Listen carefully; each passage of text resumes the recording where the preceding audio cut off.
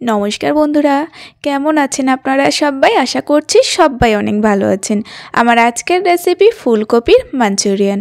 তো বন্ধুরা, এই ফুলকপির মাঞ্চুরিয়ানটা খেতে এতটাই টেস্টি হয় যে কোনোভাবে কিন্তু খাওয়ার সময় বুঝতেই পারবেন না যে এটা ফুলকপি দিয়ে তৈরি করা হয়েছে। একদমই চিলি চিকেনের মতো স্বাদ হবে।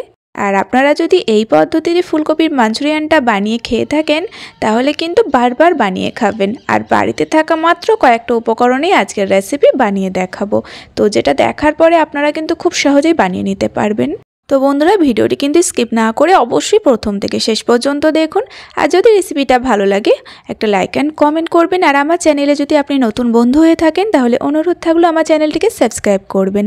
তো চলুন বন্ধুরা, দেরি না করে শুরু করি আজকের রেসিপি। তো মাঞ্চুরিয়ানের জন্য প্রথমেই আমি একটা মিশ্রণ বানিয়ে নেব। তো দেখুন, একটা মিক্সিং বোলের মধ্যে দিয়ে দিচ্ছি 3 চামচ পরিমাণে ময়দা। আর 3 চামচ ময়দার মধ্যে দিয়ে দেবো 2 চামচ কর্নফ্লোর। তো সম্পূর্ণ ময়দা দিয়েও আপনারা এই মিশ্রণটা তৈরি করতে পারেন।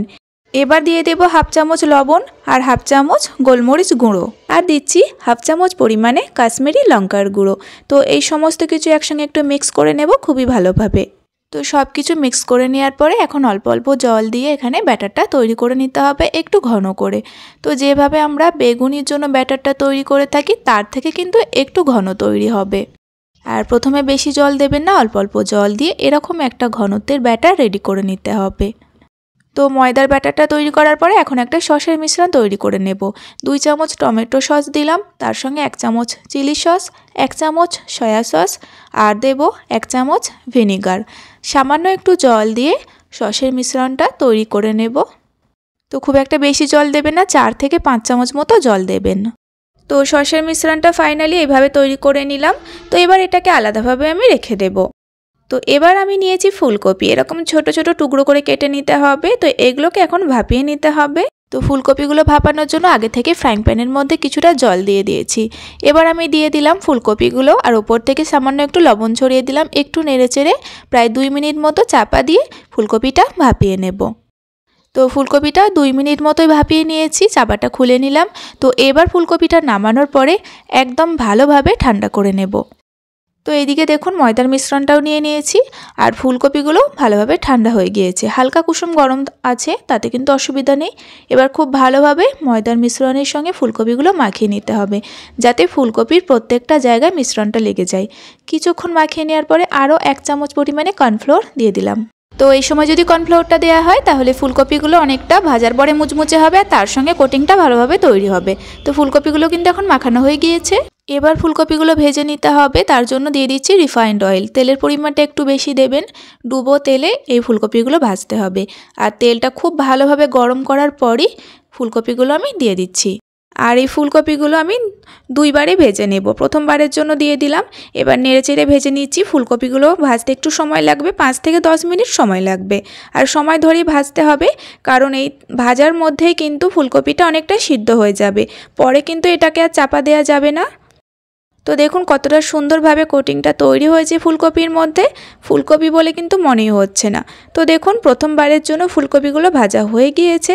এখন আমি তেল থেকে ঝরিয়ে নামিয়ে নিচ্ছি। আর ফুলকপিগুলো যখন ভাজবেন অবশ্যই গ্যাসের ফ্লেমটা লো টু মিডিয়ামে রেখে ভাজবেন, সময় ধরে ভেজে নিতে হবে। দ্বিতীয়বারের জন্য আমি ফুলকপিগুলো দিয়ে দিলাম আর একইভাবেই ভেজে নেব। আর গ্যাসের ফ্লেমটা আমি লো টু মিডিয়াম করেই রেখেছি।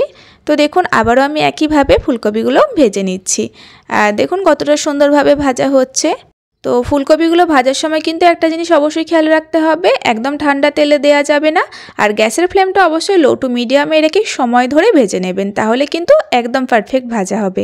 সবগুলো ফুলকপি কিন্তু আমি ভেজে নিলাম। তো ভাজার পরে দেখুন এরকম দেখতে হয়েছে। তো বন্ধুরা, এবার আমি ফুলকপির মাঞ্চুরিয়ানটা তৈরি করে দেখাবো। তো মাঞ্চুরিয়ানটা রান্নার জন্য এখন আমি মোটামুটি 5 চামচ মতো তেল কড়াইয়ের মধ্যে রেখেছি, আর বাকিটা ঢেলে দিয়েছি। তো এবার দেখুন একটা শুকনো লঙ্কা দিলাম, 1 চামচ পরিমাণে আদা কুচি দিলাম, আর 1 চামচ পরিমাণে রসুন কুচি দিলাম, আর দিলাম 2টো কাঁচা লঙ্কা কুচি আমি ছোট ছোট করে কুচিয়ে নিয়েছি, দিয়ে দিলাম। এবার সব কিছু একসঙ্গে একটু নেড়েচেড়ে ভেজে নিতে হবে হালকা ব্রাউন করে। তো দেখুন হালকা ব্রাউন করে কিন্তু ভাজা হয়ে গিয়েছে। এখন আমি দিয়ে দেবো সসের মিশ্রণটা যেটা বানিয়ে রেখেছিলাম। গ্যাসের ফ্লেমটা অবশ্যই লো টু মিডিয়ামে করে রাখবেন। তো সসের মিশ্রণটা দেওয়ার পরে ওই 10 থেকে 12 সেকেন্ড মতো নেড়ে চেড়ে নিলাম। এরপরেই দিয়ে দিচ্ছি কাশ্মীরি লঙ্কার গুঁড়ো, এটার সম্পূর্ণ কালারের জন্য দিলাম।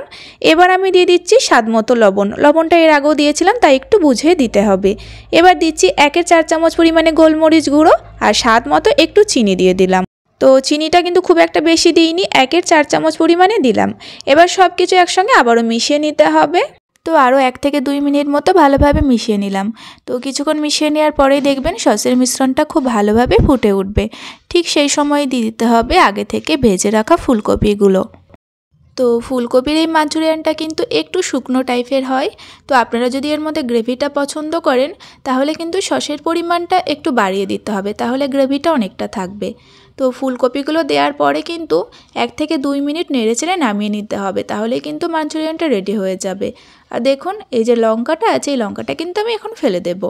আর এটাকে কিন্তু আমি চাপা দেবো না, এভাবেই নেড়েচেড়ে গ্রেভিটা একটু শুকিয়ে আসলে নামিয়ে দিতে হবে। তো আমি এখন ফ্লেমটা অফ করে দিলাম আর উপর থেকে একটু স্প্রিং অনিয়ন আর একটু ধনেপাতা কুচি ছড়িয়ে দিলাম। আপনারা যে কোনো একটাও দিতে পারেন, আবার দুটো দিলেও কিন্তু খেতে খুবই ভালো লাগবে। তো এই দুটো জিনিস দেওয়ার পরে আবারও একটু নেড়েচেড়ে মিশিয়ে নিয়েছি, গ্যাসের ফ্লেমটা কিন্তু আগে অফ করে দিয়েছি। তো তৈরি হয়ে গেল দারুণ স্বাদের ফুলকপির মাঞ্চুরিয়ান। তো এখন আমি একটা প্লেটের মধ্যে সার্ভ করে নিচ্ছি। তো বন্ধুরা, মাঞ্চুরিয়ানটা দেখতে যতটা সুন্দর হয়েছে খেতে কিন্তু তার থেকেও অপূর্ব হয়েছিল। যে কোনো এগ রাইস, ফ্রাইড রাইস সব কিছুর সঙ্গে কিন্তু দুর্দান্ত লাগবে খেতে। অবশ্যই আপনারা বাড়িতে বানাবেন। ওই ফুলকপির মাঞ্চুরিয়ানটা যাকেই বানিয়ে খাওয়াবেন দ্বিতীয়বার কিন্তু তাকে বানিয়ে খাওয়াতেই হবে। তো বন্ধুরা, কেমন লাগলো আজকের রেসিপি? যদি ভালো লাগে একটা লাইক কমেন্ট করবেন। আর আজকের রেসিপি যদি আপনি সম্পূর্ণ দেখে থাকেন তাহলে অনুরোধ থাকলো আমার চ্যানেলটিকে সাবস্ক্রাইব করবেন। তো আজকের ভিডিও পর্যন্তই, আপনারা সকলে ভালো থাকবেন এবং সাবধানে থাকবেন।